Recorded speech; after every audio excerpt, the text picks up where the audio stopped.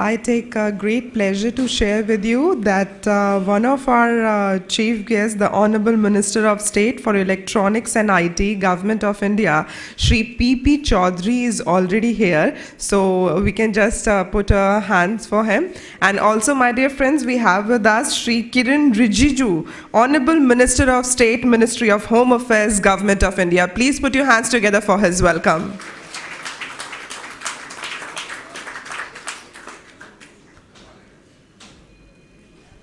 And friends, it's really a moment for all of us when we are hosting Shri Kiren Rijiju, Honorable Minister of State, Ministry of Home Affairs, Government of India, and also the Honorable Minister of State for Electronics and IT, Government of India, Shri P.P. Chaudhary as well. And before I invite the honorable dignitaries on the dais, I would request you, sir, to please do the nobility of lamp lighting so that the rays can actually give the strength to this 9th annual summit.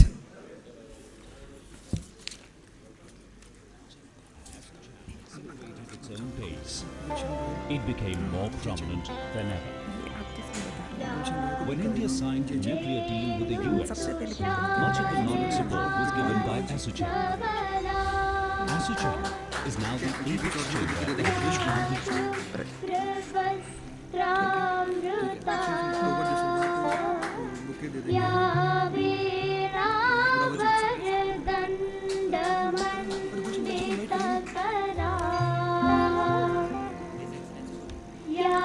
I would like to request Dr. Gulshan, the National Cyber Security Coordinator, Government of India, to please join in for the lamp lighting. Also, I would like to request Shri Jehak Jang, Minister Counsellor, Embassy of the Republic of Korea in India, and His Excellency Ms. Dana Kursh, Deputy Ambassador, Embassy of Israel in India, to please join in for this nobility of lamp lighting. My dear friends, may we please have a huge round of applause for this pious juncture.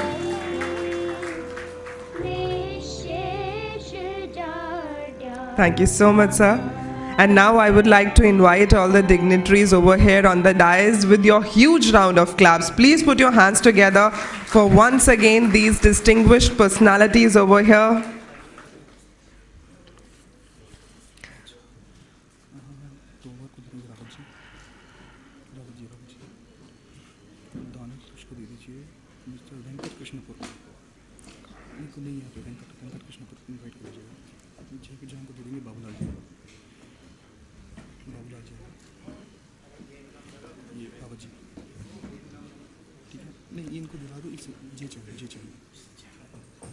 Once again, I would like to extend my heartiest welcome to Honorable Minister of State, Ministry of Home Affairs, Government of India, Shri Kiren Rijiju. We welcome you, sir. And a very good morning to all of you. This is Shilpa Bhavna, and on behalf of Assocham India, once again I extend a heartiest welcome to all of you in this 9th annual summit on cyber and security, cyber and network security. Friends, when we talk about cyber and network security, it's actually a juncture which is not physical, it is virtual. And when you have a virtual presence of something, it is very difficult to aim at that thing. But today we are really very much grateful to the Honorable Minister of State, Shri Kiren Rijiju, that he extended his hand in support for this particular issue, which is actually a concern for all of us today. So we would like to welcome you, sir, with a bunch of flowers. So I would like to request the Secretary General Assocham, Shri D.S. Rawat, to please present the bouquet to Shri Kiren Rijiju, Honorable Minister of State, Ministry of Home Affairs, Government of India. We welcome you, sir, with a bunch of flowers. Please put your hands together for the welcome. Now I would like to request Shri Pratyush Kumar, the Chairman of Assocham National Council on Cyber Security, and he is also the Vice President of Boeing International and President of Boeing India, to please present the bouquet to the Honorable Minister of State for Electronics and IT, Shri P.P. Chaudhary. We welcome you, sir. Now I would again like to request Mr. Rawat to please present the bunch of flowers to His Excellency Shri Tovar da Silva Nunes, Ambassador, Embassy of the Federative Republic of Brazil in India. We welcome you, sir. Please put your hands together. Now, I would like to request Mr. Venkat Krishnapuram to please present the bunch of flowers to His Excellency Ms. Dana Kursh, Deputy Ambassador of Embassy of Israel in India. We welcome you, ma'am.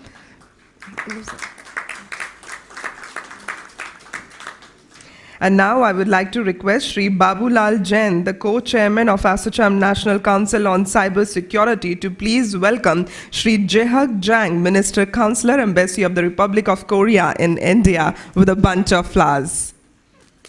Please put your hands together. And now I would like to request the CEO of Huawei India, Shri Chen, to please present the flowers to Dr. Gulshan, the National Cyber Security Coordinator, Government of India. We welcome you, sir.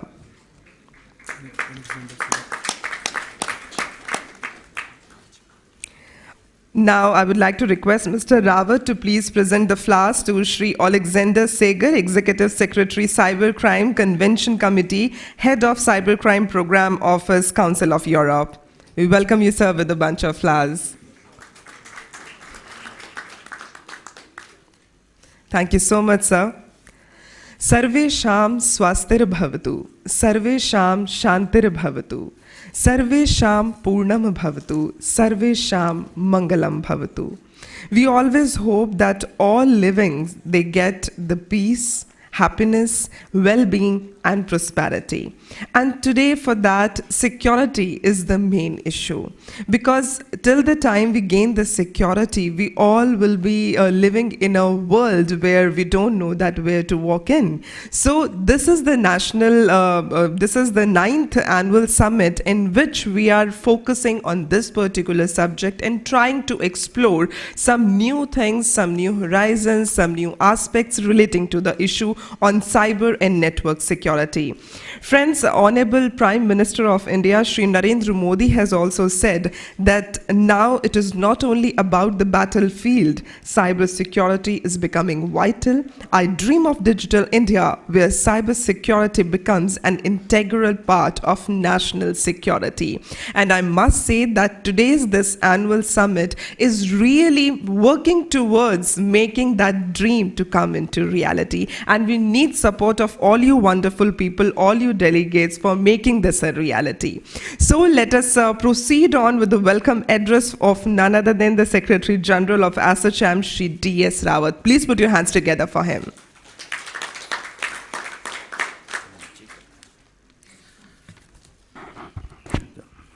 Thank you. Very good morning to all of you. Honorable Minister of State for Home Affairs, Shri Kiren Rijiju, Honorable Minister for Electronics and IT, Government of India, Shri P.P. Chaudhary ji, His Excellency Mr. Tobar D. Silva, Ambassador of Brazil, Her Excellency Ms. Dana Kursh, Deputy Ambassador of Israel, Mr. Jang, Minister Counsellor, Embassy of Korea, Dr. Gulshan, National Cyber Security Coordinator, Government of India, Mr. Chen from Huawei, Mr. Alexander Seger, Executive Secretary, Cybercrime Convention Committee, Head of Cybercrime Program Office, Council of Europe, Mr. Pratyush Kumar, Chairman of the Assocham National Council on Cyber Security and Vice President Boeing International and President of Boeing India, Mr. Babulal Chen, Co-Chairperson of Assocham National Council, distinguished guests, ladies and gentlemen, I feel greatly honored in extending a very warm welcome to all the most distinguished galaxy of the people, those who are seated on the dais and indeed off the dais. As you see the list of the people, those who are listed to be speaking during the daytime, perhaps we are the best brains on the subject available, and we are grateful to each one of them as far as the Assocham is concerned. This happens to be the 9th in the series that the Assocham has been organizing. And I must acknowledge that the Government of India has been extending full support to Assocham, and all the state governments are listening and accepting seriously, considering the recommendations of Assocham. Sir, I will not take much of your time, but I would like to make an announcement that the 10 central ministries are participating in this program, 20 country representatives are participating, state police department, law enforcement agencies, paramilitary forces, defense, state representative, and industry in large numbers are available here. We are also pleased to inform you that the valedictory session has important speakers from the Government of India as well as from the industry, and the concluding valedictory session is being addressed by none other than the Deputy Governor, Reserve Bank of India, Shri R. Gandhi, and also being addressed by Shri Alok Joshi, Chairman NTRO, Shri P.S. Pratyush, Secretary, Department of Information Technology, Electronics and Communication, Government of Andhra Pradesh, Shri Sandeep Mittal, Director, Institute of Criminology and Forensic Science. In addition to that, Honorable Minister, sir, the Assocham has been participating in various exhibitions, and we have been holding the exhibition to showcase India's strength in this regard. And we will be organizing another series of program in Mumbai for a workshop cum summit on cyber security and safe cities on Tuesday, 13 September in Mumbai. We invite you, ladies and gentlemen, to that also. I will take the seat back, but before than that, I would like to express my deep sense of gratitude to both the Honorable Minister for accepting our invitation and being with us this morning to guide us. Thank you very much.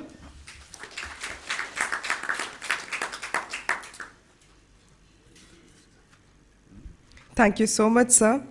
Friends, when we talk about the cyber security, we all need to understand that the more systems we secure, the more secure we all are. So that is the only thing we have to focus, and how we can focus on that, this summit is gonna talk about this particular subject. Friends, when we talk about the passwords that needs to be used while we are using the computers, while we are on the internet, while we are online, so we always need to understand one thing, that passwords are just like the toothbrush. We have to select the best one.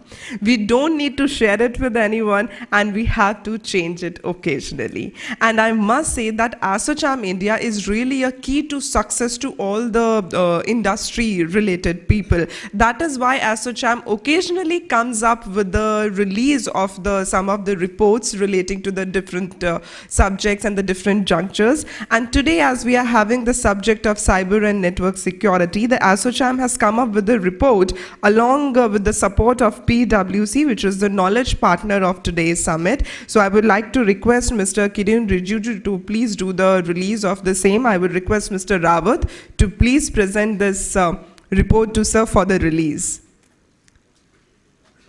So this is the knowledge report by Assocham and PwC jointly that has come up on the subject Cyber and Network Security, Bridging People, Process and Technology.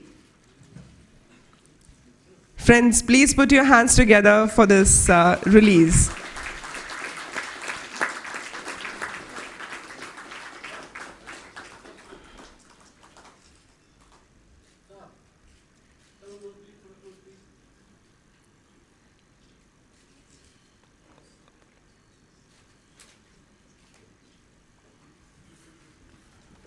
Thank you so much, sir.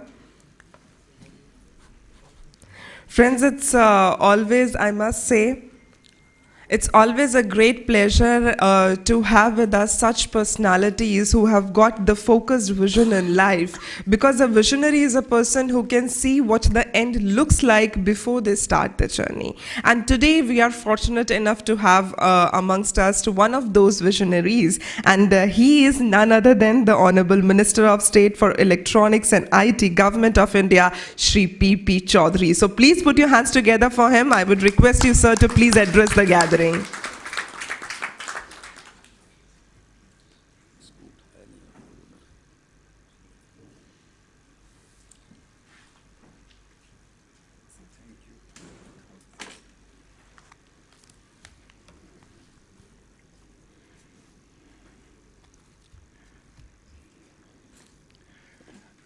Honorable Minister of State, Minister of Home Affairs, Government of India, Shri Kiran Rijiju,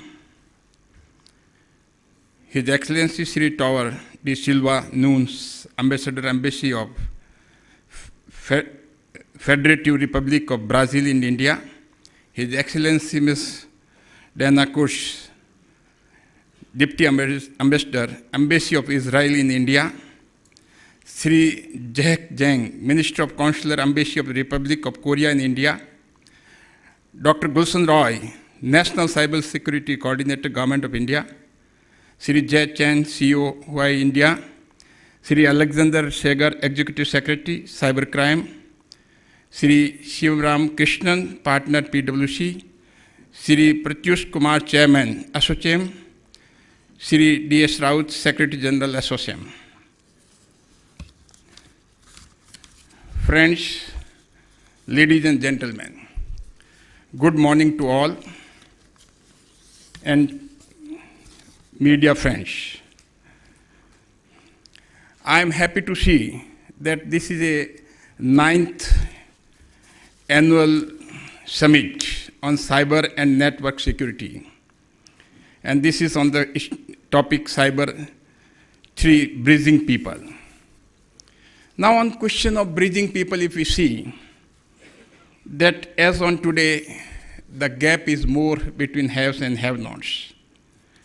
Some of the countries, some of the people in the same country are not connected with the cyber, whereas the technology is so fast growing that we can move to the rural people in various parts of the world. It is true that this internet has created a borderless world. But at the same time, we see the dangers are more. We are fast growing in cyber, but at the same time, we are not addressing, as it is required, the problem of cyber-related crimes. No doubt it is a game changer. So far the development of the country in any parameters is concerned. It may be an economy, it may be a education, any walk of life. We are connected with the internet and our life depends upon the internet. We can say that the internet is just like a nervous system for administration of the country, like a nervous system for the administration of the body. So if the nervous system is break or it is damaged, then the whole body can be useless like the nation. As our Prime Minister says, that information technology plus information technology plus India today is equal to IT, that is India tomorrow. So for the cyber, we have to address the problem with respect to the cyber crimes effectively. It can crush the entire economy of the nation. It can crush not the economy of the nation, but it can crush the economy of the entire world. And it is not by a nation, even by an individual. And about the future, we can't anticipate what type of the technology can be in the hand of the one individual. The cyber crime can be committed the worse than the nuclear weapons. Therefore, the impact, we have to keep in mind, the impact of the cyber is more than the impact of the nuclear weapon. As far the progress of the nation, because all the three infrastructure, entire infrastructure of the country is based on the cyber and all the digital services, it is so fast growing. Even in rural India, that almost 250,000 gram panchayat are there. And the government has planned to connect all the gram panchayats with the internet connections. And almost 650,000 gram villages, revenue villages are there in India. And if all these are connected within 1 year or so, then all the services which the rural people are getting from the suburban or urban areas, then can get their doorsteps. But at the same time, as we see that all the business, all sort of activities depend upon that, and parallel, we have to also strengthen the matters related to cybercrime. The internet development, the information technology development, and at the same time, cyber crime is just like two V's of the same card. So we have to address equally the problem of the cybercrime, and R&D is required to be taken care of with respect to the cyber-related issues. The benefits, everybody knows about it, but so far in India is concerned, we are at present providing the services with respect to the information technology, but software and hardware, both we are importing. So the import, as the government has decided, that by 2020, we have to manufacture all the electronics item in the country, and for that the import bill of 3,50,000 per year, we can reduce it, and it will be a game changer for our country. Thank you very much.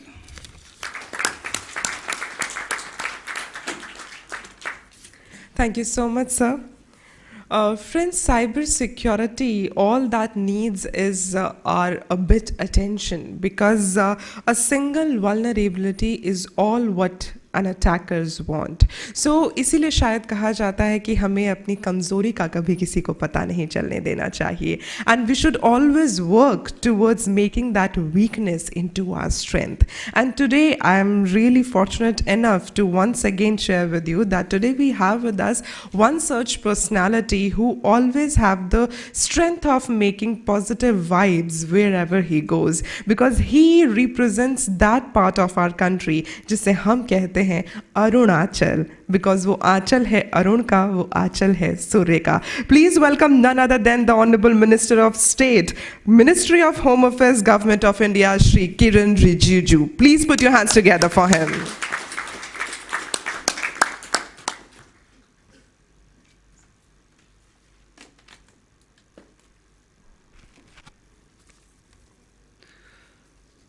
My colleague in the Council of Ministers, P.P. Chaudhary ji, Honorable Minister of State for Electronics and IT, His Excellency Shri Cho Hyun, Ambassador, Embassy of the Republic of Korea in India, His Excellency Shri Tovar da Silva Nunes, Ambassador, Embassy of the Federative Republic of Brazil in India, Mrs. Dana Kursh, Deputy Ambassador, Embassy of Israel in India, Dr. Gulshan ji, National Cybersecurity Coordinator, Shri Alexander Seger, Executive Secretary, Cybercrime Convention Committee, Council of Europe, Shri Sivarama Krishnan, Partner, PwC, Shri Pratyush Kumar, Chairman, Assocham National Council on Cybersecurity and Vice President, Boeing International and President, Boeing India, Shri Chen, CEO, Huawei India, Shri Babulal Jainji, Co-Chairman, Cybersecurity Council, Assocham, Shri D.S. Rawat ji, Secretary General, Assocham, friends from media and industries, ladies and gentlemen. In fact, this is not a new platform for me. I had come here last year also, and I have attended many times. Yeah, in fact, many occasions we had the opportunity to interact and to work together so that we complement each other. After all, it is a shared platform where we all must come together. And we don't have border now. Earlier, even somebody has to recruit into a terrorist organization, they have to really get into long procedure.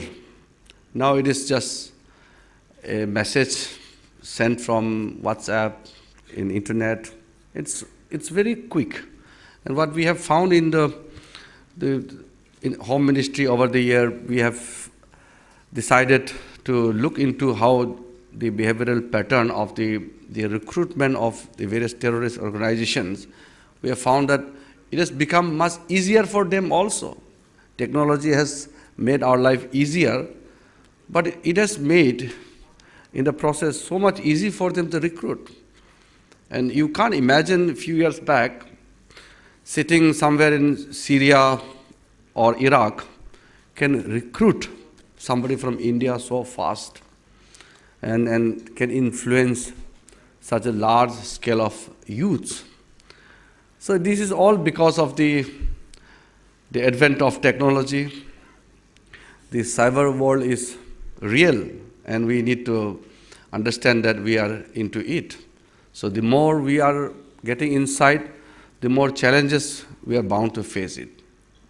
It is good that the coming together of such important people with the domain expert knowledge are coming together in this platform being organized by Assocham. So I must compliment Assocham for taking a lead role in bringing everybody together, including people from the government. And I'm also happy that government is also being well represented in this important conference. So definitely there is a closer synergy which will be very vital for our endeavor to make India and the globe more secure.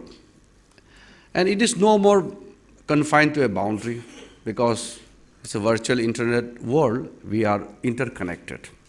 That is why whenever we have occasion to meet our counterparts, one of the important points we stress is the cyber security cooperation. And yesterday also we had a very long discussion with the team from Bangladesh, led by their Home Minister and the entire team of their forces and security experts. So again, we have stressed that we really need to work closely to deal with these cyber security problems. And just before that, we had the opportunity to have the understanding with Thailand. And then now I'm going to Indonesia in Bali to attend the World Conference on how to tackle the terror threats.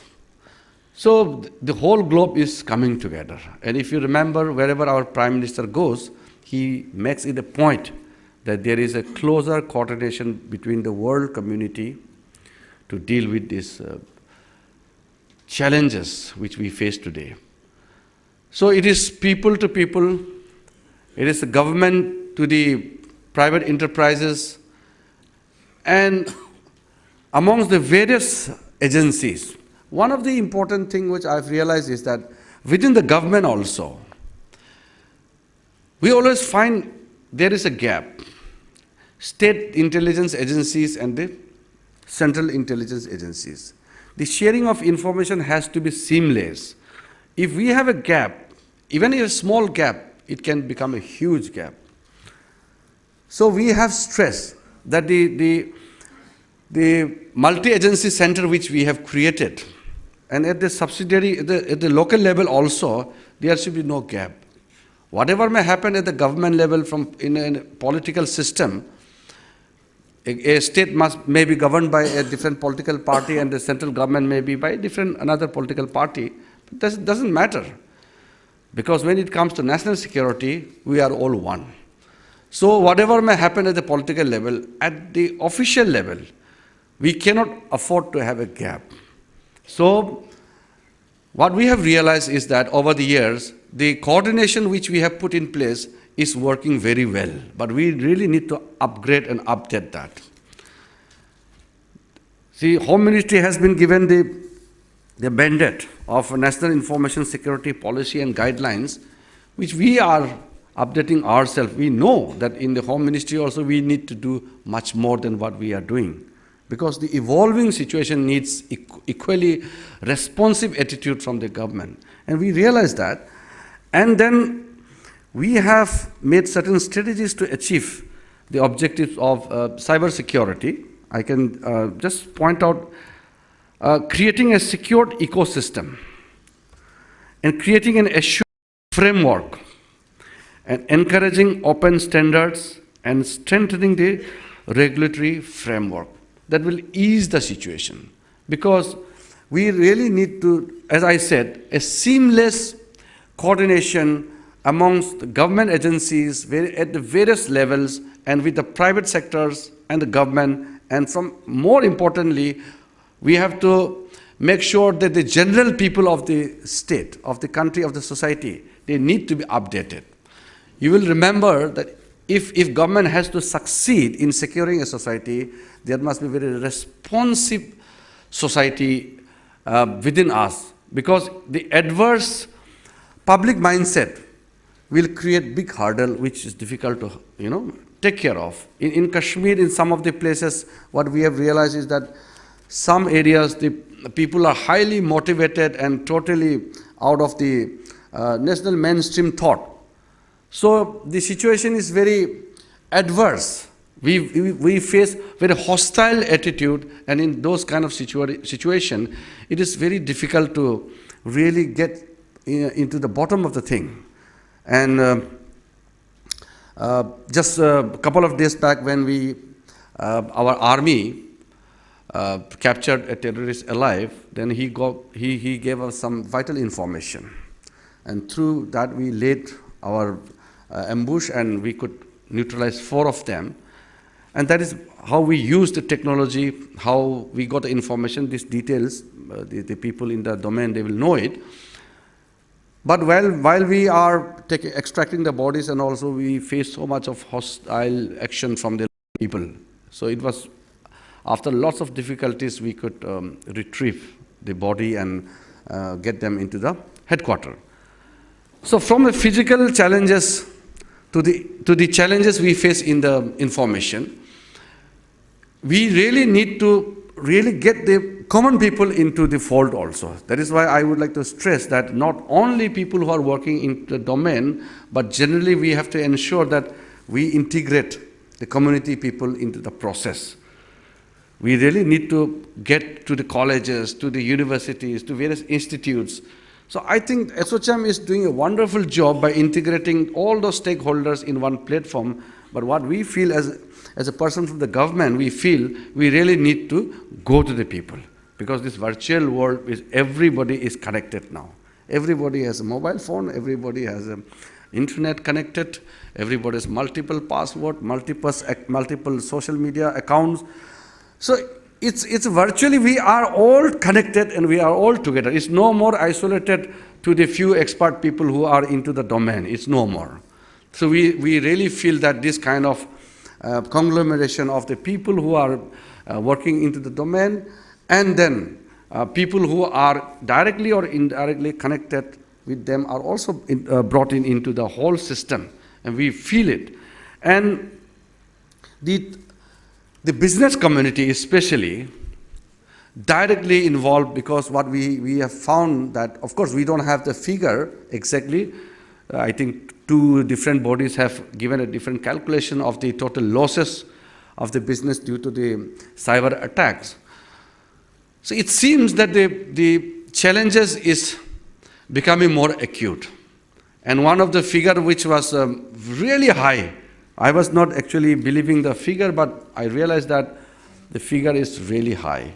And because it's difficult to exactly figure out the quantum of the losses, but the effect because of which the business has to suffer is huge. There are various things I need not point out technically into the subject-wise, because you are going to have a very complete session after this inaugural program.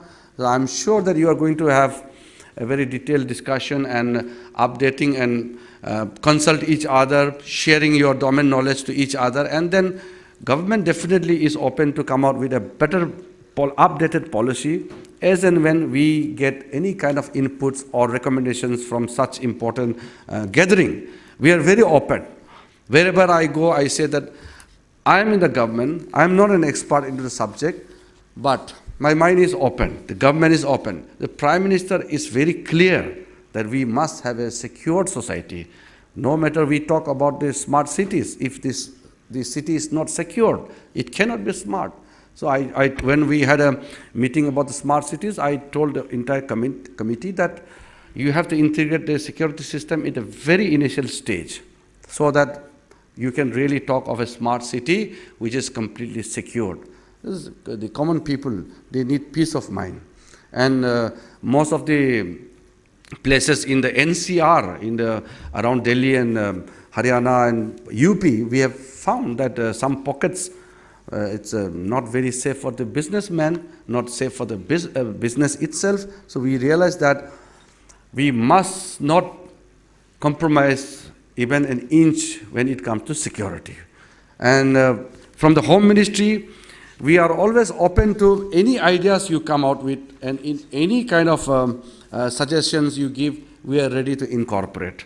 I would not like to take much time, but I'm happy that during the very extensive Parliament session going on, and you know the Home Ministry is every day we are involved in the Parliament, something or other issue comes up, but I'm happy that I could come here. Just before coming here, the Home Minister also wanted me to move for the flood situation, which is happening in so many places in the country, especially the northeast, Assam and Arunachal.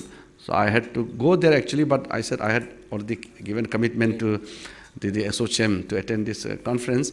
Even if I'm not going to share many things here, but I always come with open mind to actually take back from you, rather than giving a comprehensive lecture from my side. So I rather go back with a hope that after this important conference, you will come out with some important recommendations, which a copy may be shared with us, and we will definitely incorporate and look forward to work with you all. And I'm also grateful that a huge numbers of people have made it a point to attend this conference. And I'm also happy that my colleague P.P. Chaudhary ji also could attend this important function.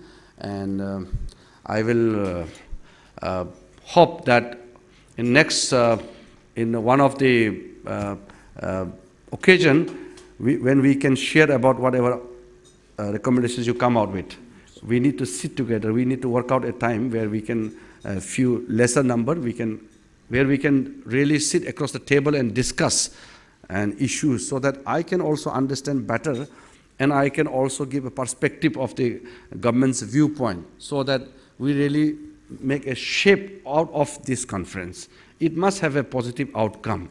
We share so many things amongst ourselves, but until or unless we execute in forms of concretizing the whole discussion, it will not lead us to a concrete solution. So I always look for the solution. I always look for the suggestions. My mind is always open, and I'm sure, Rawat ji, you will work out a situation where we can meet again in the very near future. Thank you so much.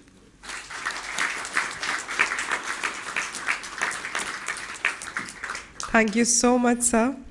And I must say, sir is really a man of his words. He made sure that he could attend this workshop, and today he is again opening a new horizon for us for getting a right implementation and getting a right outcome of this conference. Thank you so much, sir, for that. Once again, we would like to put our hands for you. Please. And now, my dear friends, I would like to invite on the podium the Chairman of Assocham National Council on Cybersecurity and Vice President of Boeing International and President of Boeing India, Shri Pratyush Kumar, for the theme address. Please put your hands together for him.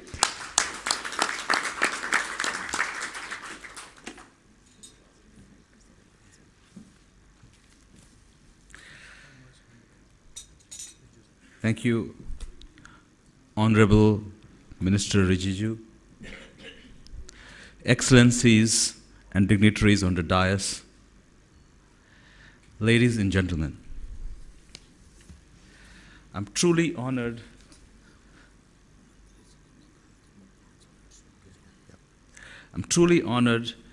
to be here this morning to speak at the 9th Annual Summit of Cyber Network Security.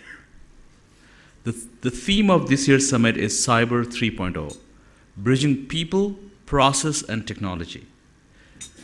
This theme, in few words, lays bare the core of what it takes to develop a competitive advantage to build and operate safe and secure networks of the future. Networks that can effectively counter cyber threats that not only from mischievous hackers playing games, but also from organized, smart, stealthy criminal groups and nations looking to steal intelligence and capital and harm us. Technology has become embedded in our lives in ways never seen before. It has revolutionized the way we do business and communicate with people. The furious pace of technological evolution over the last few years, especially a confluence of big data explosion, mobility and cloud, Internet of Things, machine learning, and analytics has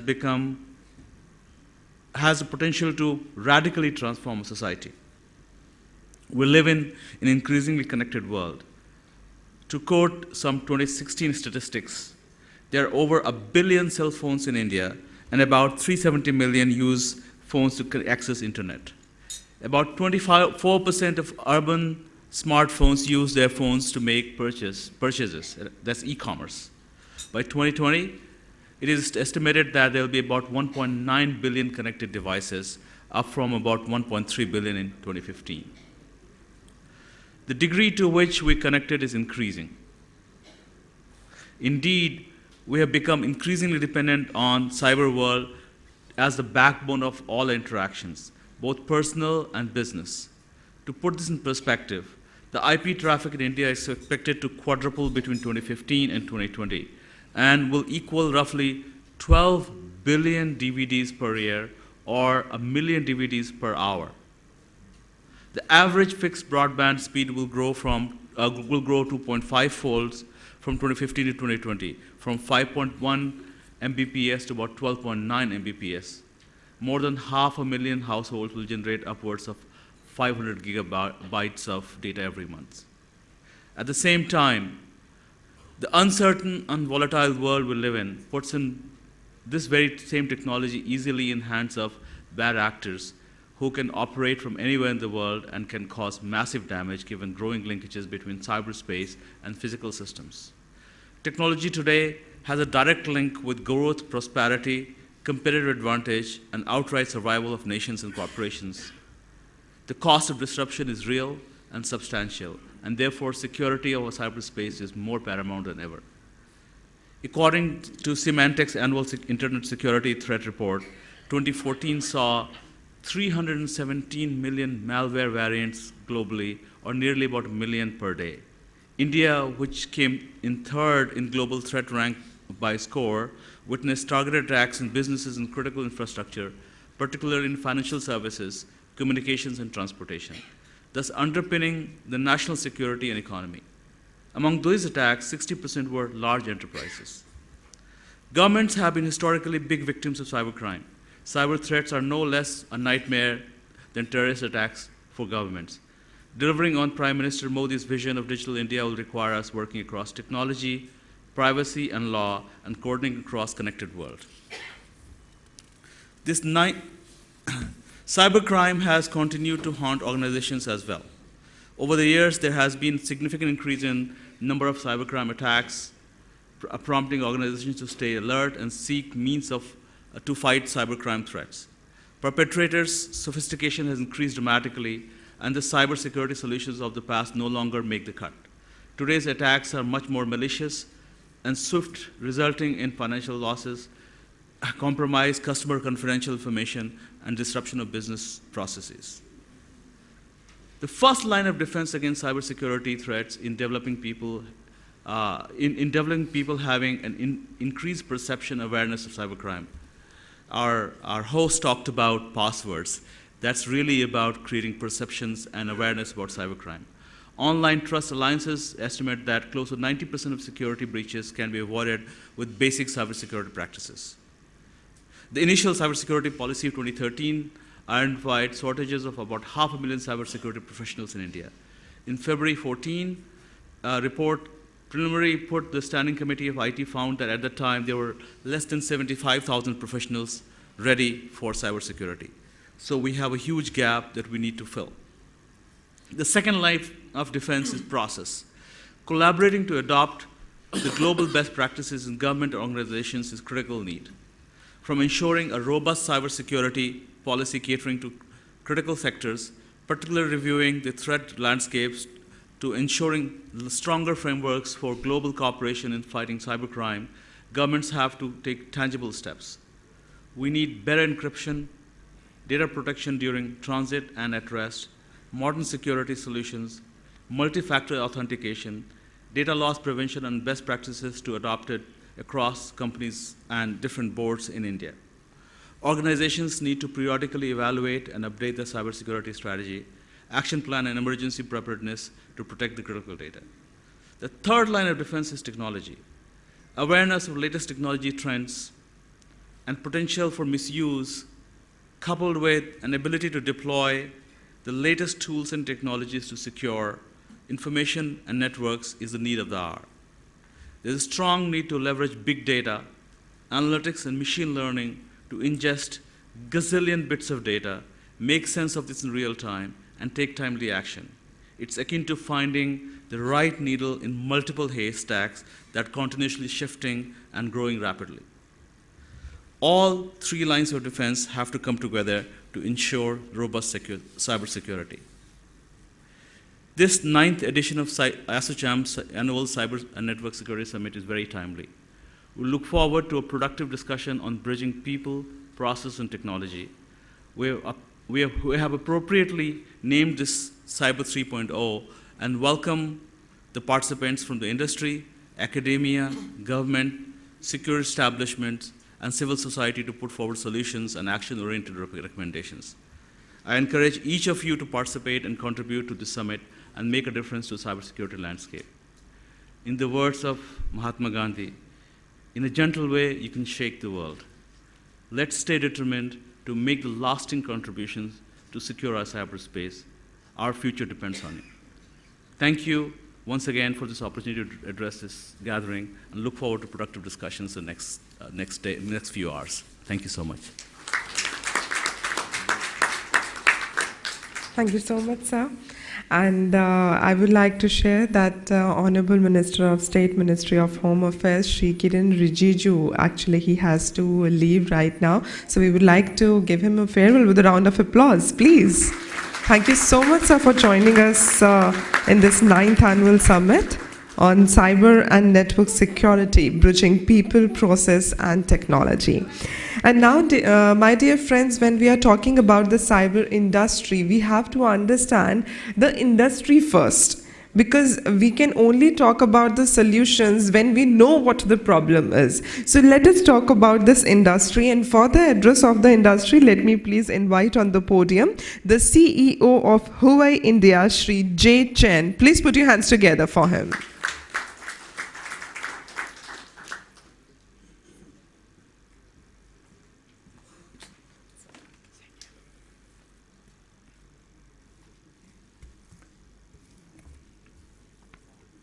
So, good morning. The Honorable Minister of State for Home Affairs, Shri Kiren Rijiju, Honorable Minister of State for Electronics and IT, Shri Chaudhary, and the National Cybersecurity Coordinator, Dr. Gulshan, distinguished members, delegates, and all friends from all industries and the media. Good morning, namaste. It's a pleasure to have an opportunity to be here today with all friends from all industries to share the opinions on cyber and the network security. With the digital divide, the filling up, we take the more and more advantage and the benefits from the wide network connection.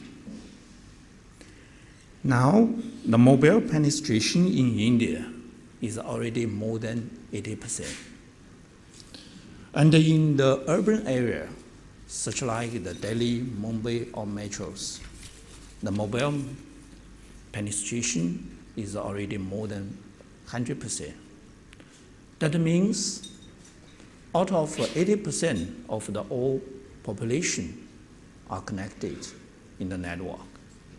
And in the old metro area, 100% of the population are connected or live on network. As one of the members from the ICT industry, with almost 20 years of the growth in the India telecom industry, Huawei is serving 1/3 of India, the population, by providing the network services. We especially realize our duty and responsibilities towards Indian consumers, community, and the industry. For the cyber and the network security.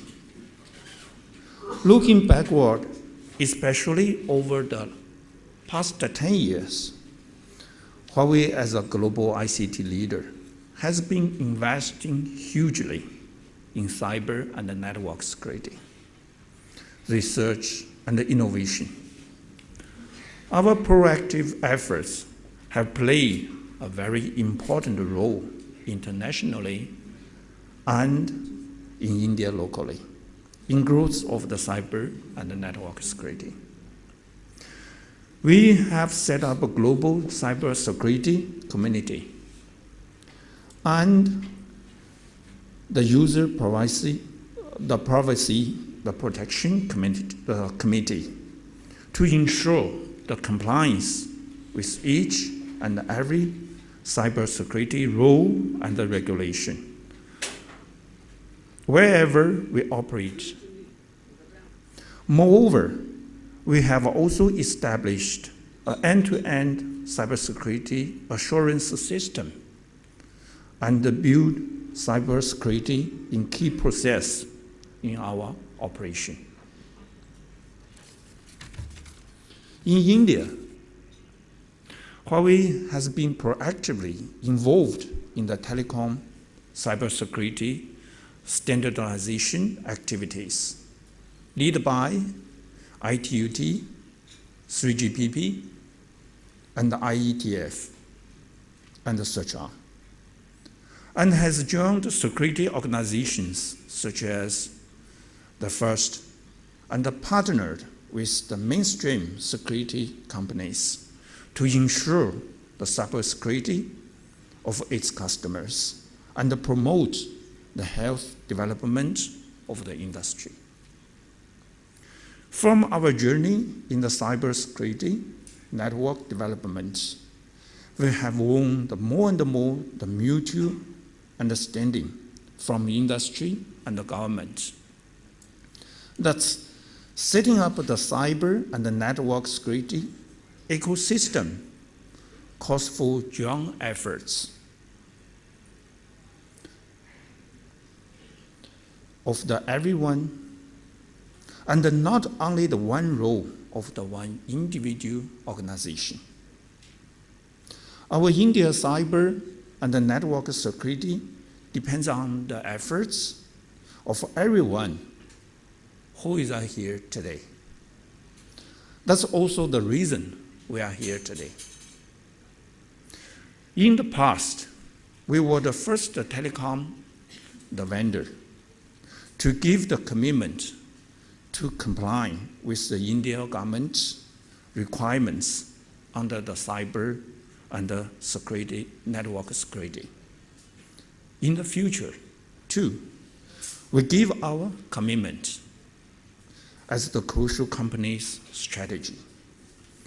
Huawei will take approach as openness, transparency, and compliance with all the Indian government's law and the regulation.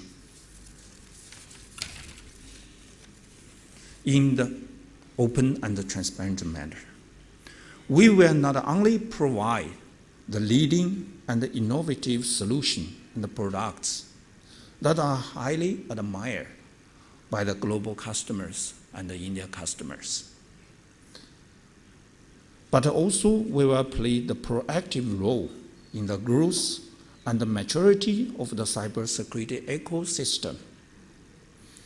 Based on our global experience and our leading and innovative product and the solution competence, we will proactively participate in all the policy-making discussion, standards formulation, and the setup of the cyber security testing labs to facilitate the local, the India, the cybersecurity development. India as the country can take the advantage of the high awareness of the cybersecurity. With everyone's efforts from all industries, we can build India as the leading country in the area of the cyber and the network security. I would like to thank Assocham for this summit on this key issue, which certainly has the potential to transform India's future. Thank you very much, and I hope today's summit successful. Thank you.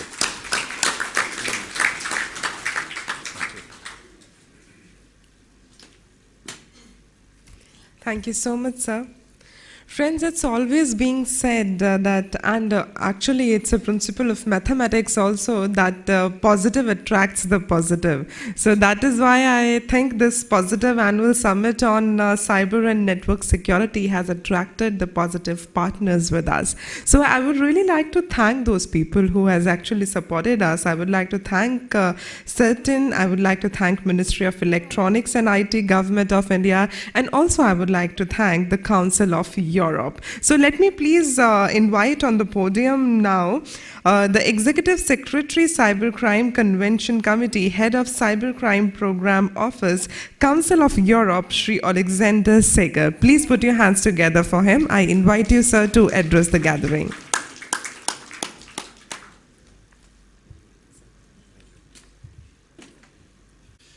Thank you. Good morning, Excellencies, ladies and gentlemen, dear friend. I've come here the first time 9 years ago for the first summit organized by Assocham. Since then, many things have changed, but it's good to see that some things and some people stay the same, including our friends from Assocham, who guarantee that every year we have this stable date, sometimes July, August, which gives me a reason to come to India. I would like to speak in the next few minutes about not so much about technology issues, but rule of law issues. How can we deal and ensure the rule of law in cyberspace? In this connection, not so much talking about cyber intrusions and how to prevent, detect, and so on, but to discuss how effective are the investigation, prosecution, adjudication of cybercrime and of any other offense entailing electronic evidence in India and elsewhere. And in that connection, the same message, some things stay the same as over the last 9 years. Would India benefit from joining the Budapest Convention on Cybercrime? If we talk about the challenges here, we have to think about cybercrime, offenses against and by means of computers. And many of those are also attacks against the core values of democratic societies. But we also have to discuss about electronic evidence in relation to any crime. We had a discussion last year. I was here for another event in December, and somebody said, why should India be bothered about cybercrime if only 9,500 cases of cybercrime are reported to the police against more than 7 million offenses altogether? That's 0.13%. Why should India be bothered? Well, first of all, cybercrime is in all likelihood completely underreported. So we should not just talk about 9,500 cases, there may be many more. But also, how many of the other 7 million cases have electronic evidence involved that can convict a killer, that may identify a rapist, that may help trace terrorists? Probably many. We have to think in those terms. And that has implications, of course, on the whole criminal justice system, because you don't need just a few investigators who know how to investigate cybercrime. You need a large number of specialists dealing with investigation of cybercrime and securing electronic evidence in relation to any crime.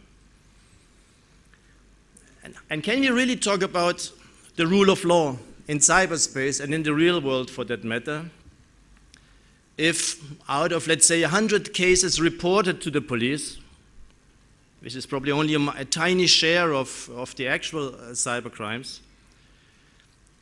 very few are investigated, or some are investigated, very few are prosecuted, and only a very small share, 1%, 0.1%, maybe 0.01%, actually ends with convictions and court rulings.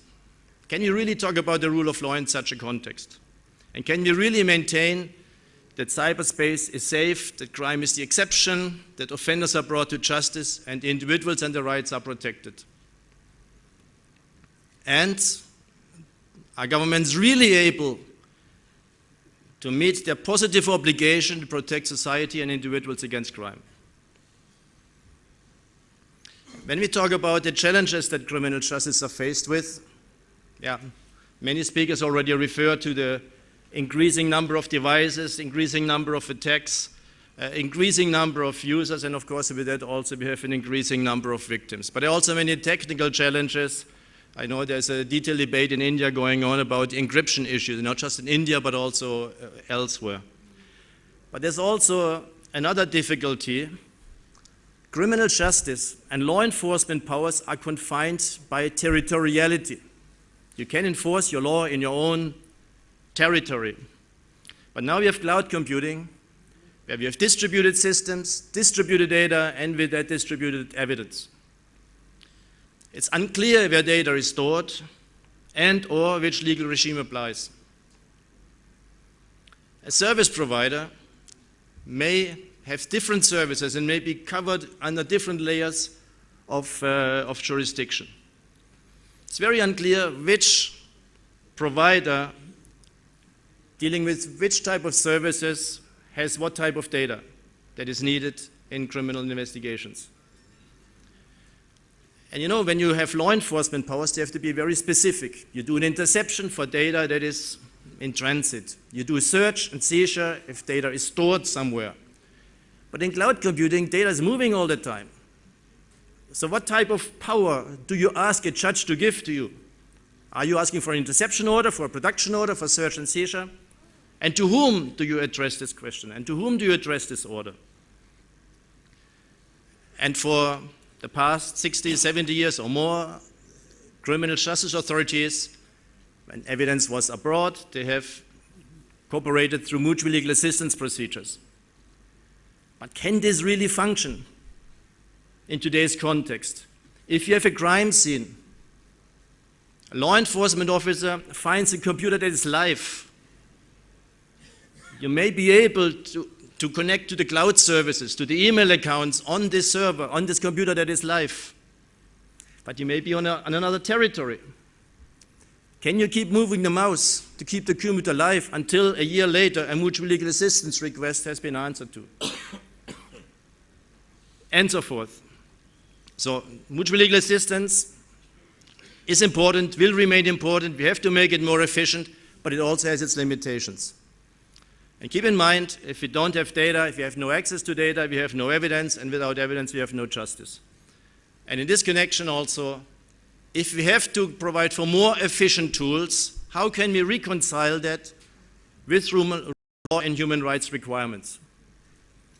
So these are sort of challenges that criminal justice are faced with every day, and not only in India, but anywhere in the world.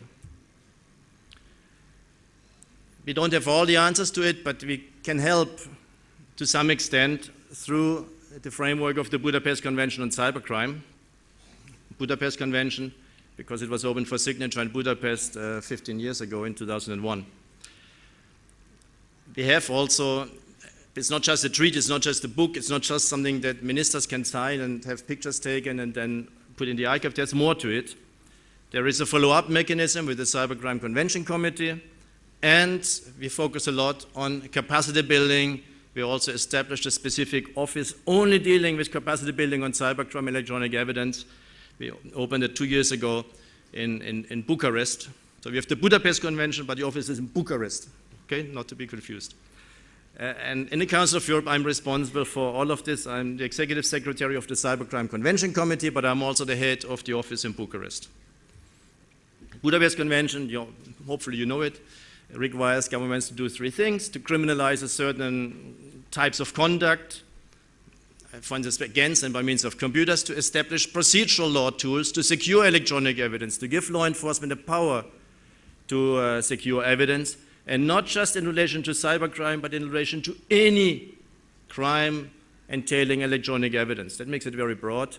And of course, we have then a detailed chapter on international cooperation.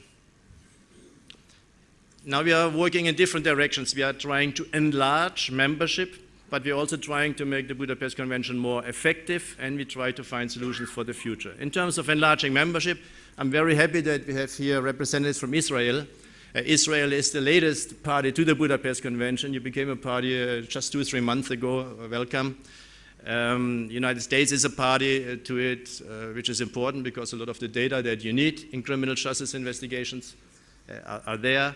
Japan is a party, Australia is a party, Sri Lanka became a party last year. India is not yet a party. We have the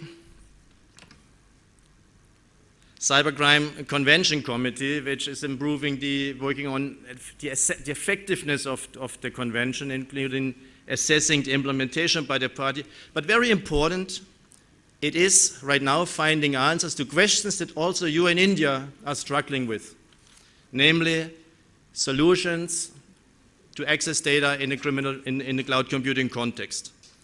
And here, is it really important, is it really feasible that we focus on the location of data? Or shouldn't we focus more on the person, legal or natural, in possession or control? Your telecom regulatory authority has sent out a discussion paper on cloud computing and asked a number of questions. Some of them are the same questions that we have here. And we are now, hopefully by November this year, we will have a set of clear proposals on how to address this, and that may also lead to a protocol to the Budapest Convention. Furthermore, in terms of enhancing effectiveness, we have capacity building programs where we work all over the world, but we give priority to countries that are on the way into the Budapest Convention or are already parties. To summarize, the Budapest Convention is in place, functioning and evolving. It is backed up by a cybercrime committee and capacity building programs. Solutions regarding criminal justice access to evidence in the cloud are being identified. Hopefully by the end of the year we have a clear path ahead. 67 states and 10 international organizations currently participate in this work. We hope that India will also join this effort soon and come and be part in this effort. Thank you very much. Thank you so much, sir. And now, my dear friends, please allow me to invite the next speaker on the dais. And I would like to request all the speakers to please, as per the interest of time, please kindly maintain your address maximum by 5 minutes. So I shall be thankful for that. Now, let me please invite on our knowledge partner. And this is the knowledge partner address from none other than PwC, the partner PwC, Shri Sivarama Krishnan. Please put your hands together for him.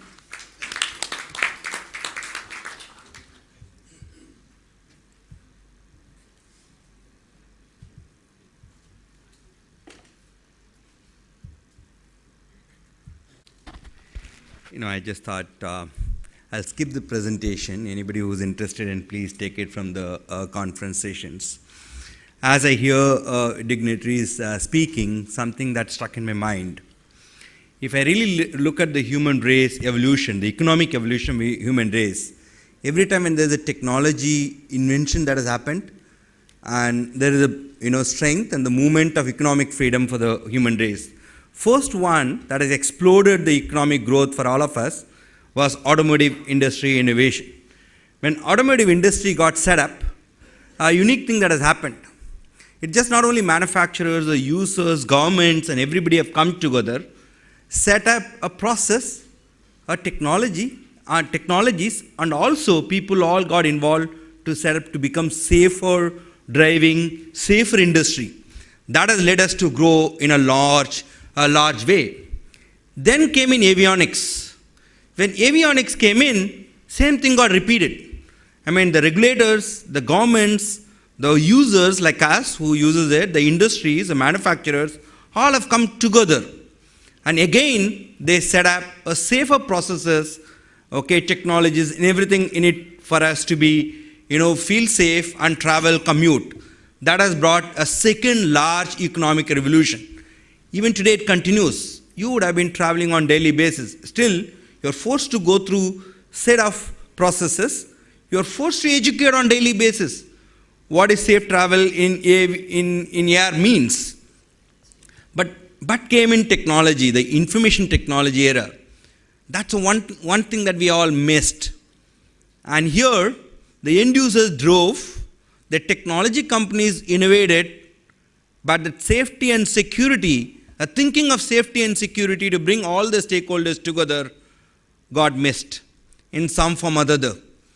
That's because we all wanted to be speedier, faster in reacting in a competitive world. And what we face today is purely because of that lack of cooperation and coordination between the manufacturers, the developers, the end users, the regulators, and the government, and so on and so forth.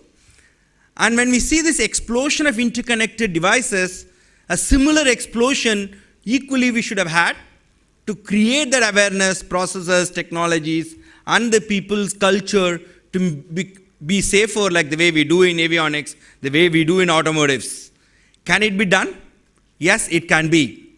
Where it has to start? I mean, I was sitting here and rarely I see a kind of a gathering where a government, international communities, and the industries and end users all have come together to sit together and talk about it. I see today it's happening in Assocham. I think next whole day, if you're able to spend time, if not across the globe, we can't change the whole world, but if we can make a smart beginning in India, be the first one to create that collaborative, create that effort to bring the manufacturers, bring the developers, bring the end users, bring the regulators, bring the intermediaries all together to think about safety first. The way we make it in our automotives, the way we make it in avionics, in information technology, as a beginning, we will achieve most successful session whole of today. I see it's possible for us to have it.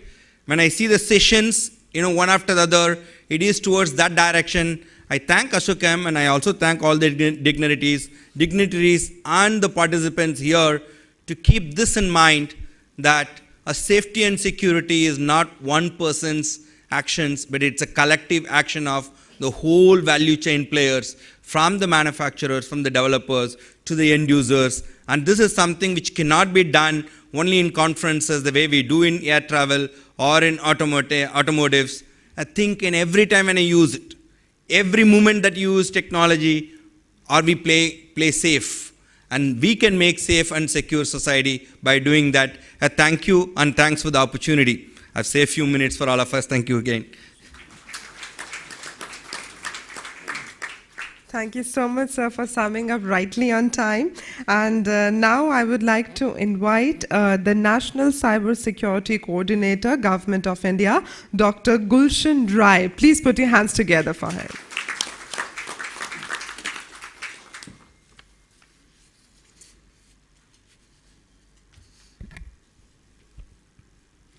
Thank you very much. His Excellency, Ambassador of Brazil, Mr. Tobo de Silva, the Excellency Ms. Dana Kursh, Deputy Ambassador Israel.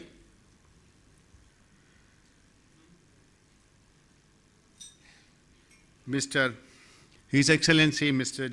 Chen, Minister Counsellor of Korea. My friend Alexander Seger, Mr. Chen, CEO Huawei, Mr. D.S. Rawat, Mr. Babulal Jan, Mr. Mr. Pratyush Kumar, my colleagues from the Defense Forces, friends. It's really a pleasure to be here to address and interact with such a large gathering. My previous panelists or the speakers have brought out many issues, but I just want to say that the internet is a unique activity bringing public and private activity. We have never seen such a combination, such a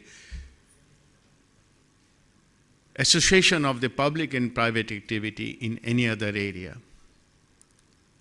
The infrastructure is managed by the public resources, public sources, public authorities, but they're used in a private manner.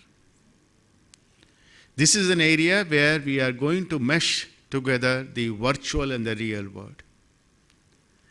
The problems which arises in the virtual world, we always try to think and we try to solve in the real world using the real applications or the real kind of a knowledge. This is a phenomena where you can change in the functions and performance by changing certain parameter in a devices. It's a complete heterogeneity. We used to have we are having an epic Mahabharata where no one knows the character whether it's a friend or a foe. But this brings a new phenomena here in the cyber where even if the foe or even if a friend you identify is a friend, you don't know when it will work otherwise. It's all because of the one parameter which is called a software. We can change functions, we can add functions, and the same device can be used to perform different functions, different features there. And it gives its own problems, it gives rise to its own issues for which we are here and we are discussing the cyber security. I think PwC has brought out very, very aptly in its booklet that this issue has become more important when we are implementing Digital India, Make in India, and many other programs which our flagship programs are there. Friends, the cyber security is not as simple as one may think, or as I used to as I started dealing with about a decade ago. It has, over a period of time, it has become a very complex. The incidents happens in one area, one location, managed by another location, and controlled by different control centers are there. This is a phenomena which can be handled, which can't be handled alone by the government or by the public or the private. It is a real multi-stakeholder kind of a approach which we need to deal with. Assocham has brought out the people, process, and technology, but I will add that the fourth factor important is the management also there. The people, process, technology, and management. Technology is not even 25% among the four, it's only 15 to 18%, but other three are very, very important there. Mr. Seger brought out the issues concerning the law, but there are many, many other issues which are very important. Altogether, different new field has come up: cyber diplomacy, jurisdiction, the issues which we talk about, the international jurisdiction there. How do we share the information? Any infrastructure has a multiple kind of a ownership there. We really don't know who is the owner of which part there. It's a complex phenomena, friends, and I think we all need to work together. One of the most important thing if we have to handle this area, is to exchange and share the information transparently.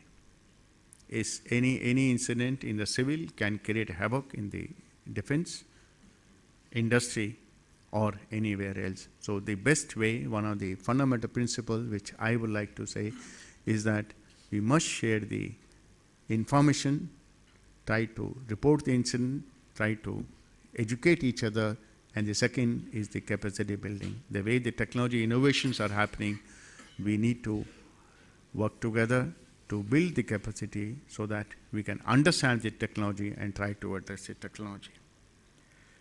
Due to constraint of time, I don't think I will be able to say more, but I thank Assocham for inviting me and giving me opportunity to say a few words and interact with the participants here. Thank you very much.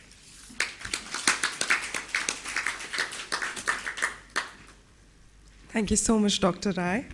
And now, my dear friends, please allow me to invite on the podium the Minister Counsellor, Embassy of the Republic of Korea in India, Shri Jehak Jang. Please put your hands together for him.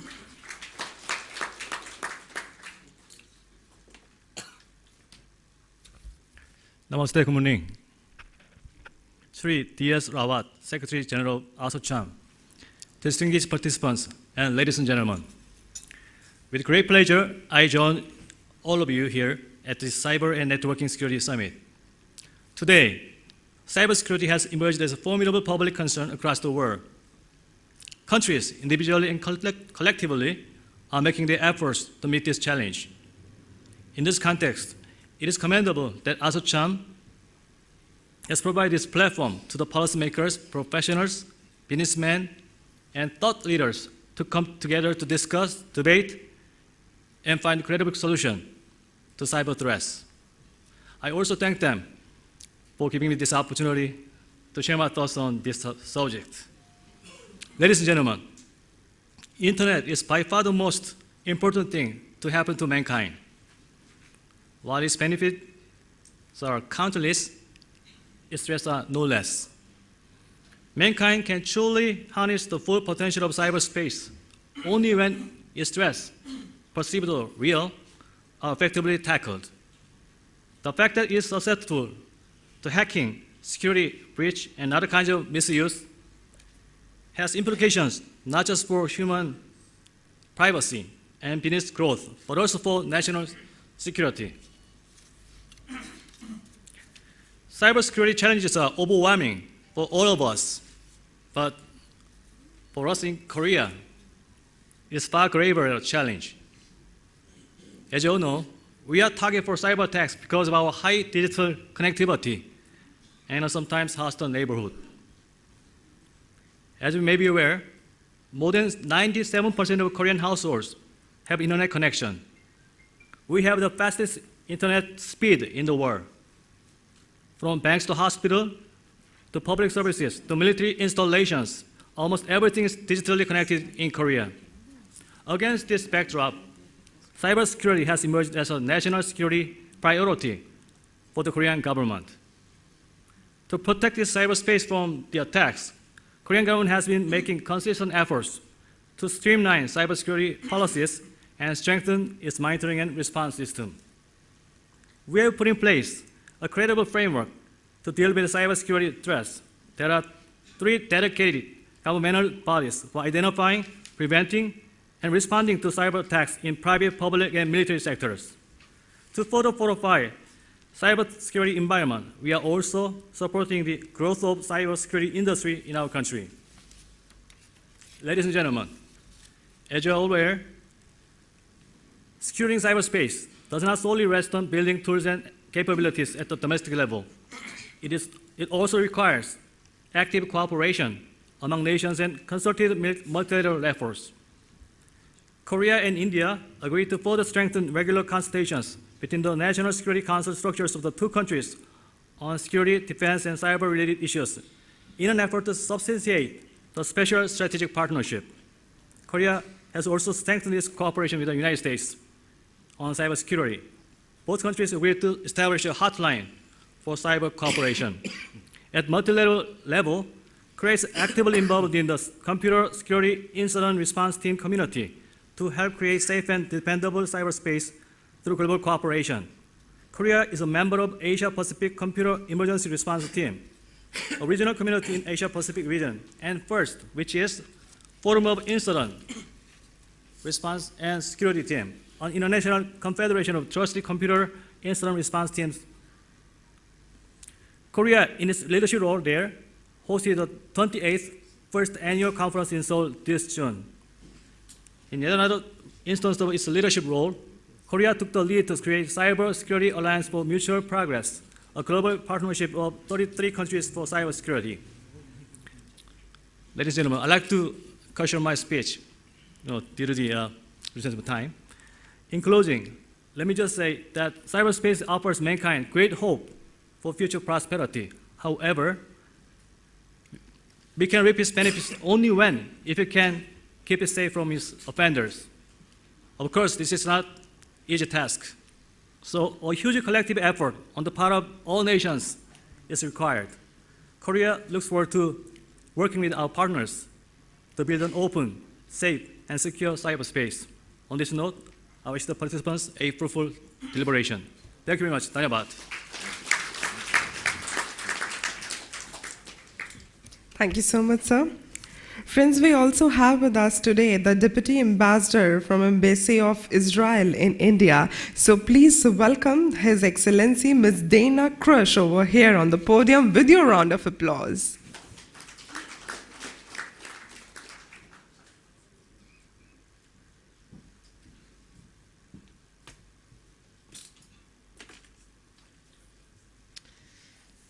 Good morning, namaste, distinguished colleagues on the dais with me and dear friends on the audience. If I can share with you a personal moment for a second. 25 years ago, I was a captain in the Israeli Defense Force, and we had the Gulf War. I don't know, it's a previous century already, but it happened, and half of our country was basically facing the threat of missiles. It was very challenging, and I had the privilege of being back then in the Northern Command of Israel. But if I'm looking and trying to add a factor, the cyber factor, to that war back then, it would have been total chaos, because we are relying, every one of us, whether in the military system or whether in the governmental system and in our personal home, on the connectivity through the internet. And I'm very happy to see my defense force nowadays, how it made the transformation and the adaptation to facing cyber attacks on a daily basis. We have 1 lakh of threats of attacks, cyber attacks daily, but 99.9% of them has been dismantled before being able to be effective. So what happened in our military in Israel is that basically now we have elite units dealing with cybersecurity issues. So that's kind of if I can even add, I can even send my young boy to a cyber camp. Now it's summertime, I can easily send him for a 3-day summer cyber camp.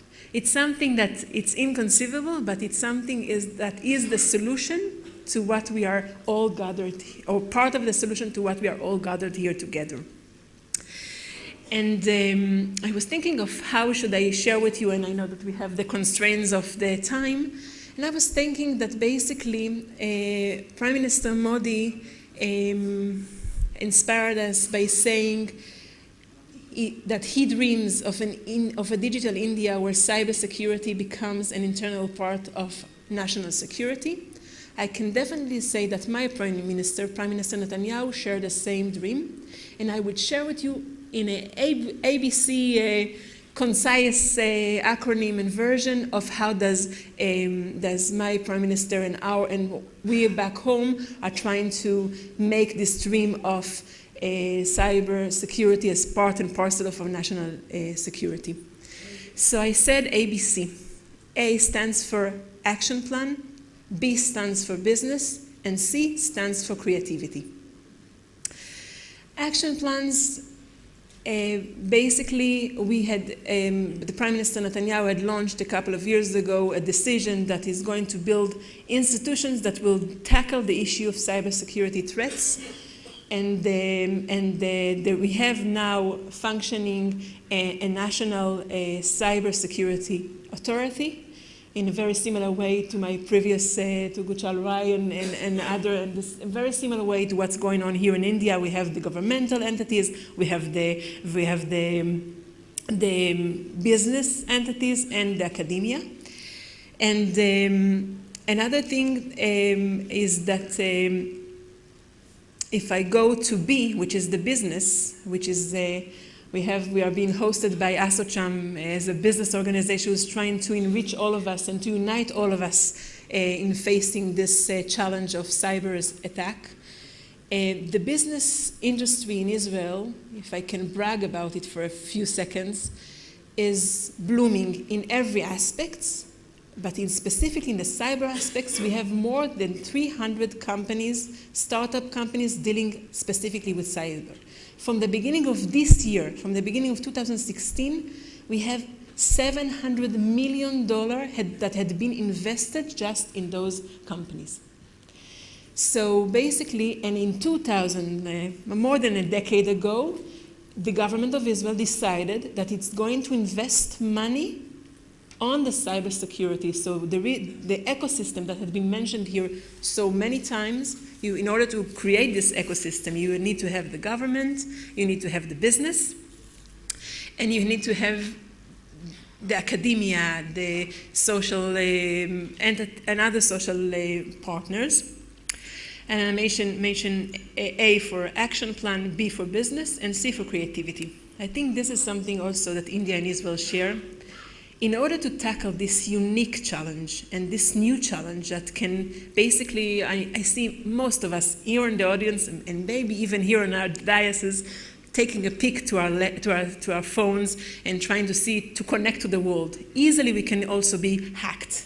So it can hurt us personally and it can hurt us nationally, and it is also hurting us internationally. So the only way is to find creative way of collaboration, and conferences like Assocham conference is an amazing platform for this, to think creatively together.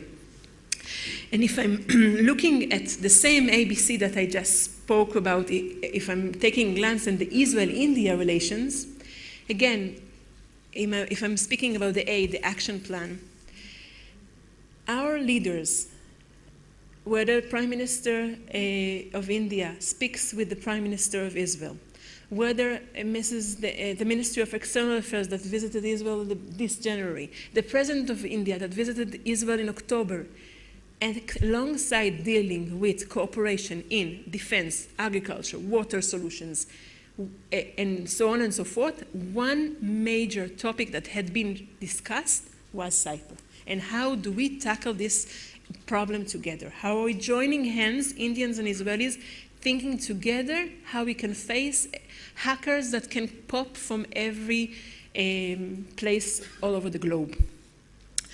And the businesses partnership that are existing between India and Israel, just last month there was a Cyber Week in Israel.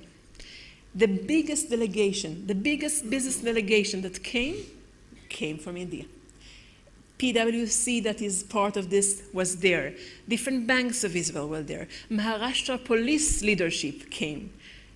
Thinking together in all levels, federal, state, business, academic, thinking together, Indians and Israelis, how can we make this world better and safer for us and for the next generation?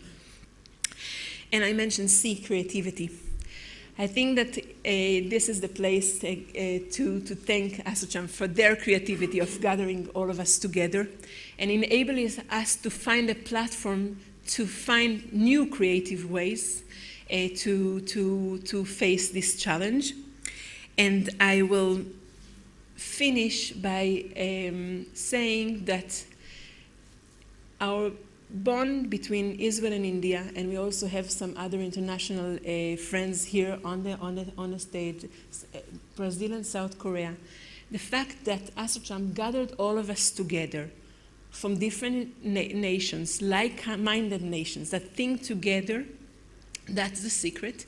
And I will change the C that I also already spoke about creativity, and I will also utilize it to ask you to come and visit Israel and join our conference that we are going to have in November, in mid-November, the 14th and 17th, which is a cyber and homeland security conference that is going to be an international conference.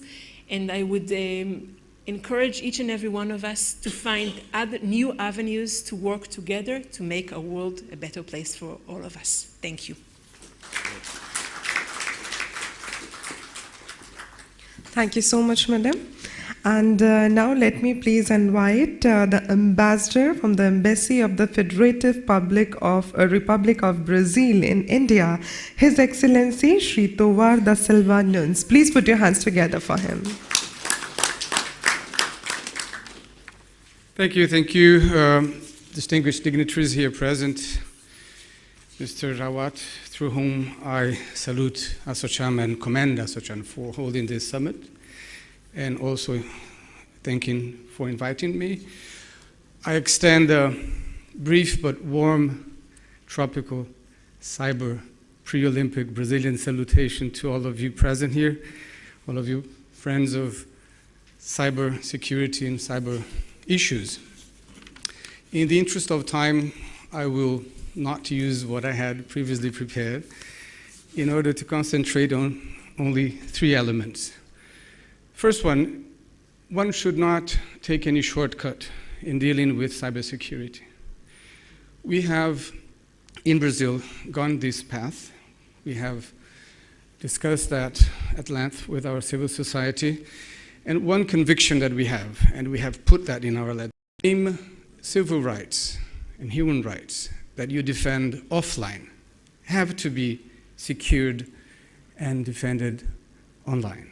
That is the basic conviction, the basic element for us in Brazil, and we'd like to make that point because I think it's important not to use cybersecurity in any way to curtail those rights. Those rights, they have a history, long history of being obtained by humankind, and that's indeed the most important thing that we should preserve. And we should not be tempted in making any sort of abbreviation of those rights in the interest of any other subject. So that's element number one. Do not do anything different online that you would not do offline. On the other hand, internet has posed the threat of vulnerability. Vulnerability that affects in many ways sovereignty. So it is only normal that while dealing with internet and cyber issues, one has to make an effort, all effort, to maintain sovereign rights. A country should not also give in to that idea of allowing any sort of additional vulnerability to the ones we already have. And I'm speaking also as a developing country, and in serving and having the privilege, the high privilege, honor to serve in India, another friend and developing country, and a country that in the past 2 years has made tremendous progress in the discussion of cyber issues in general and cybersecurity in particular. We have, in Brazil, adopted in 2014, April last, 2014, what we call a framework, civil framework of rights for the internet. This is something that was only possible after a long discussion with many actors in our society. And then we encourage India and other countries to do the same. Do not be tempted by shortcuts. This is a message if we humbly allowed to make. There are many shortcuts. There are many smaller bodies, smaller texts trying to get the attention of countries like ours. We've seen that. We've seen that in other areas of negotiation and diplomacy. We should make an effort to have a dialogue between first, and I'm glad to see that India and Brazil are holding this dialogue. We have initiated a dialogue specifically on cybersecurity, and we're very proud to see that this is helping both countries, and also countries in BRICS, and in our case, in South America, in Mercosur, to go ahead with this issue of cybersecurity. So this is the last element. Cooperation is essential, but cooperation does not mean blindly signing to anything that is not truly universal or international. We have followed the discussions in some regional groupings. We have a great interest in what is being done, but we do see that these groupings sometimes are trying to defend their own interests and not ours. So I would encourage India and all those that are actors in this the discussion of cybersecurity to turn their eyes first to the United Nations. They are having meaningful discussions under the umbrella of ECOSOC in the United Nations, and that should be, in our view, the right venue for that kind of discussion. Once again, I commend Assocham for this exercise, and I thank you for your attention. Thank you so much, sir. And now at the conclusion of the inaugural session, let me please invite the co-chairman of Assocham National Council on Cybersecurity, Shri Babulal Chen, to please present the vote of thanks. Please put your hands together for Shri Babulal Chen.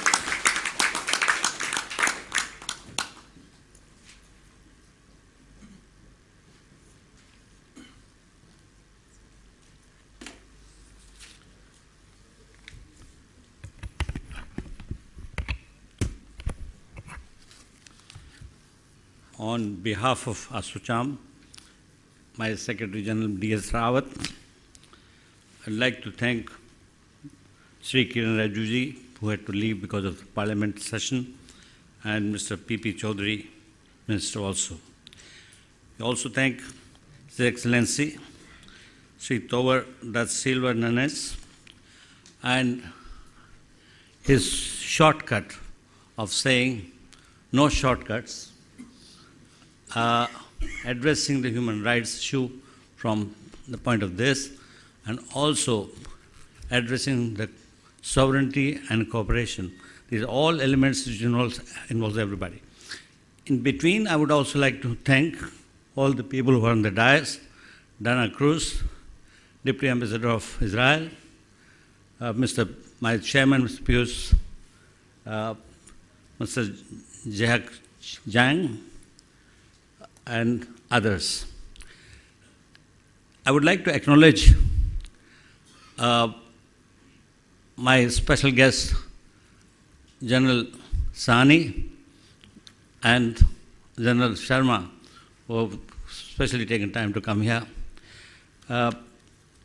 With this, I would like to also say a few words to the industry and media for participating in this summit. The summit during the day is going to witness who's who of the industry and the government deliberating upon various issues in the cyber security. I hope you will enjoy the session.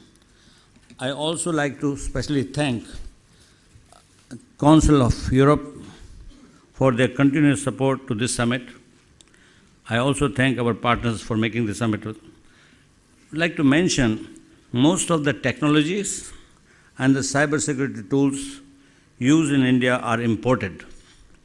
We probably do not have all the requisite skills to inspect these for hidden malwares, trojans, backdoors, and flaws.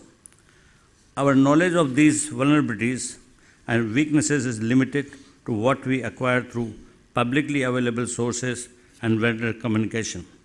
What we urgently need is serious effort to build skills in this very sophisticated area of technology, to either develop such high-tech equipment ourselves or at least set up high-end cyber labs capable of critically inspecting them from these are deployed in critical infrastructure and critical industry. I'm happy that both the government and industry are taking several steps to ensure we are secure in the cyberspace. Events like this will go a long way in helping the vision of Digital India in an interconnected world. And I would like to especially re-emphasize the Assocham's interest in creating this ongoing effort, not only the one-day summit, but throughout the year. And with this, I would like to thank everyone.